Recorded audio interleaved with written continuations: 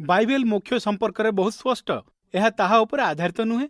बहुत लोके भावती से माने भल एवं सेमानंकु स्वर्गर स्थान मिलिबो। सेमाने भल। बाइबल कुहे समस्ते पाप करछन्ति। बाइबल कुहे जे केई धार्मिक नुहंती, जणे हेले भी आपण धार्मिक नुहंती एवं सत कहबाकु गले आम मध्यरु केई भी स्वर्ग प्राप्ति करि परिबे नाही।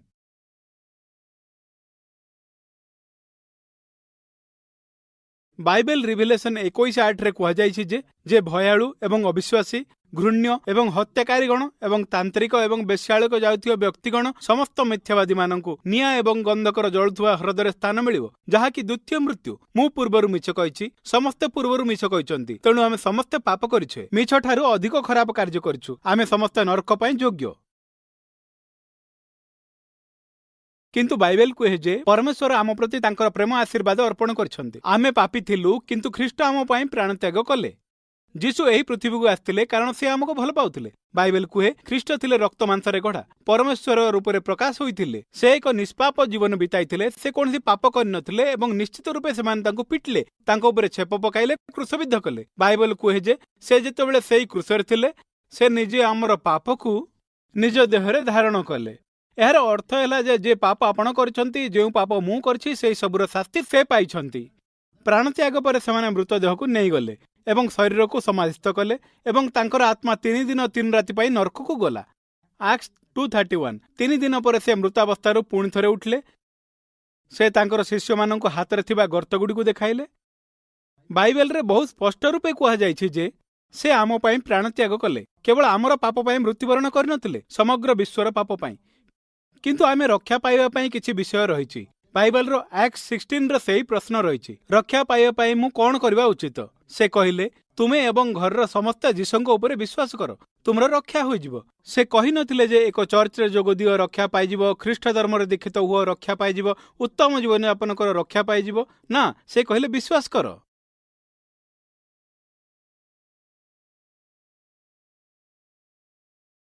समग्र बाइबल रे अति प्रसिद्ध पंक्ति जहार रेफरेंस कप तले लिखा जाइछि, इन एंड आउट बर्गर। यह बहुत प्रसिद्ध अटे।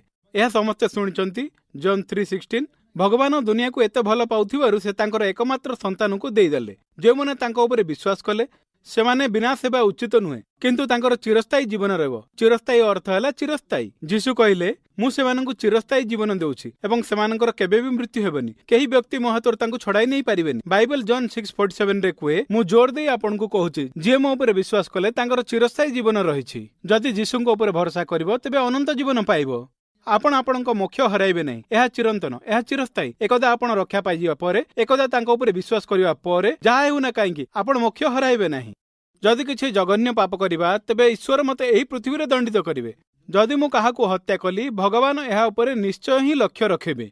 जेपरि मु दंडित हुए, मते कारावास किंबा मृत्युदंड मिलू, जहा हेले भी एही जगत मते दंड दिए एवं मु जेपरि आहुरी दंड पाए, ताहा भगवान निश्चित करिवे। जदि मु नरक को गली तेबे भगवान मिछ कहिले, कारण से कहिथिले जे मो उपरे विश्वास करे तांकर चिरस्थायी जीवन रहिछि। एथिपई किछि लोकंको उदाहरण बाइबल रे रहिछि, जे माने कि खराब कार्य करी मध्य स्वर्ग को जाइछन्ति। कोन से माने भल लोक थिले? ना, से माने भगवान यीशुंको उपरे विश्वास रखथिले। जे माने समाज आगे भल जीवन धारण करछन्ति किंबा से माने वास्तव रे एक उत्तम जीवन यापन करछन्ति। जदि से माने यीशुंको उपरे विश्वास न करन्ति तेबे से माने नरक को जिवे।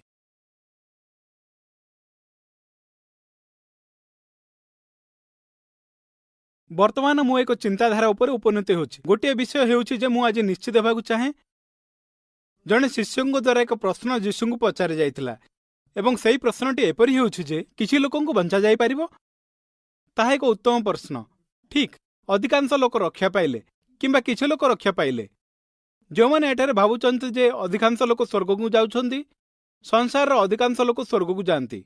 अनुमान करंतु उत्तर कोन थिला? माथ्यू 7 रे से कहिले, सरू रास्ता रे प्रवेश करो, कारण गेट जेते चौड़ा हेले भी, जेते प्रशस्त हेले भी ध्वंस प्राप्ति दिग को नहीं जाई थाए।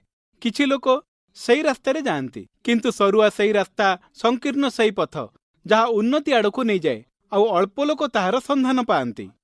तापर से कहिले, जी मते प्रभु प्रभु बोली डाके से स्वर्ग रे प्रवेश करिवो एमिति नुहे, किंतु आम स्वर्गस्थ पितांक इच्छा पालन कले प्रवेश करिवो। से दिन मते अनेके कहिबे, हे प्रभु, आपण कोन हमर भविष्यत को गढ़िन?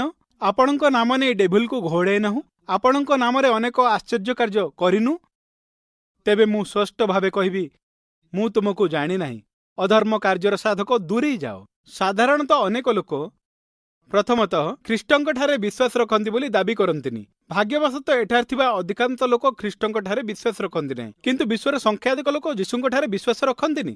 କିନ୍ତୁ ଭଗବାନ ସତର୍କ କରାଇ ଦେଇଛନ୍ତି, ଯେଉଁମାନେ ଖ୍ରୀଷ୍ଟଙ୍କ ଉପରେ ବିଶ୍ୱାସ ରଖନ୍ତି, ଯେଉଁମାନେ ତାଙ୍କୁ ଭଗବାନ ବୋଲି ଡାକନ୍ତି, ଅନେକ ତାଙ୍କୁ କହିବେ, ଆମେ ଏସବୁ ଭଲ କାର୍ଯ୍ୟ କରିଛୁ, ଆମେ କାହିଁକି ରକ୍ଷା ପାଇବୁନି? ସେ କହିବେ, ମୋ ଠାରୁ ଦୂରେଇ ଯାଅ, ମୁଁ ତୁମକୁ ଜାଣି ନାହିଁ। କାରଣ ସେଥିପାଇଁ ମୋକ୍ଷ କେବଳ କାର୍ଯ୍ୟ ଯୋଗୁଁ ନୁହେଁ। ଯଦି ଆପଣ ନିଜ ରକ୍ଷା ପାଇଁ କାର୍ଯ୍ୟ ଉପରେ ଭରସା ରଖୁଛନ୍ତି, ଯଦି ଭାବନ୍ତି ଯେ ଖ୍ରୀଷ୍ଟ ଧର୍ମରେ ଦୀକ୍ଷିତ ହୋଇଛନ୍ତି ତେଣୁ ସ୍ୱର୍ଗକୁ ଯିବେ, ମୁଁ ଭାବୁଛି ଆପଣ ସବୁ ନିର୍ଦ୍ଦେଶକୁ ମାନିବେ, ଆପଣ ଚର୍ଚ୍ଚକୁ ଯିବେ, ଆପଣ ପାପଠୁ ଦୂରେଇ ରହିବେ। ଯଦି ଆପଣ ନିଜ କାମ ଉପରେ ବିଶ୍ୱାସ ରଖୁଛନ୍ତି, ଯୀଶୁ ଆପଣଙ୍କୁ ଦିନେ କହିବେ, ମୋ ଠାରୁ ଦୂରେଇ ଯାଅ, ମୁଁ ତୁମକୁ କଦାପି ଜାଣି ନାହିଁ। ସେ ଯାହା କରିଛନ୍ତି ତାହା ଉପରେ ବିଶ୍ୱାସ କରନ୍ତୁ। ଯୀଶୁ କ୍ରୁସରେ ଥିବା ସମୟରେ ଯାହା କରିଛନ୍ତି ଆପଣ ବିଶ୍ୱାସ କରନ୍ତୁ। ସେ ମରିଗଲେ ଏବଂ ପୁଣି ଜି ଉଠିଲେ। ତାହା ହେଉଛି ସ୍ୱର୍ଗକୁ ଆପଣଙ୍କ ଟିକେଟ। ଯଦି ଆପଣ ଅନ୍ୟ ବିଷୟ ଗୁଡ଼ିକ ଉପରେ ବିଶ୍ୱାସ ରଖୁଛନ୍ତି, ଆପଣ କହୁଛନ୍ତି, ମୁଁ ଜଣେ ଉତ୍ତମ ଖ୍ରୀଷ୍ଟିଆନ, ତେଣୁ ମୁଁ ସ୍ୱର୍ଗକୁ ଯାଉଛି। ସେ କହିବେ, ମୋ ଠାରୁ ଦୂରେଇ ଯାଅ, ମୁଁ ତୁମକୁ କଦାପି ଜାଣି ନାହିଁ। ସେ କହିଲେ ନାହିଁ ଯେ ମୁଁ ତୁମକୁ ଜାଣେ। ଥରେ ସେ ତୁମକୁ ଜାଣିବା ପରେ ବି, ମୁଁ ଏହା ପୂର୍ବରୁ କହିଛି, ଏହା ଚିରସ୍ଥାୟୀ, ଚିରନ୍ତନ। ଥରେ ସେ ତୁମକୁ ଜାଣିବା ପରେ ଆପଣ ସବୁଦିନ ପାଇଁ ରକ୍ଷା ପାଇଯିବେ। ସେ କହିବେ, ମୋ ଠାରୁ ଦୂରେଇ ଯାଅ, ମୁଁ ତୁମକୁ ଜାଣି ନାହିଁ। ତୁମେମାନେ ନରକକୁ ଯିବ, କାରଣ ସେ ତୁମକୁ ଜାଣି ନାହାନ୍ତି। ଯଦି ସେ ଥରେ ତୁମକୁ ଚିହ୍ନନ୍ତି, ସେ ତୁମକୁ ଚିହ୍ନିଛନ୍ତି। ଯେପରି ମୋର ପିଲା ସବୁବେଳେ ମୋର ପିଲା ହୋଇ ରହିବ। ଯେତେବେଳେ ଆପଣ ପୁଣି ଜନ୍ମ ହେବେ, ସେତେବେଳେ ଆପଣ ତାଙ୍କ ସନ୍ତାନ ହିଁ ହେବେ। ହୁଏତ ପରିବାରରେ ସମସ୍ତେ ଅନଭିଜ୍ଞ ହୋଇପାରନ୍ତି। ଆପଣ ହୁଏତ କେଇ ଜଣେ ହୋଇପାରନ୍ତି ଯିଏକି ପରମେଶ୍ୱର ଦ୍ୱାରା ପୃଥିବୀରେ ଶୃଙ୍ଖଳିତ ହୋଇଥାନ୍ତି। ଏଇଠି ଜୀବନରେ କ୍ଷତି ହୋଇପାରେ, କିନ୍ତୁ ମୋକ୍ଷ ପ୍ରାପ୍ତି କ୍ଷେତ୍ରରେ ନୁହେଁ। ଏକଦା ଆପଣ ରକ୍ଷା ପାଇଯିବା ପରେ ନିଶ୍ଚିନ୍ତ।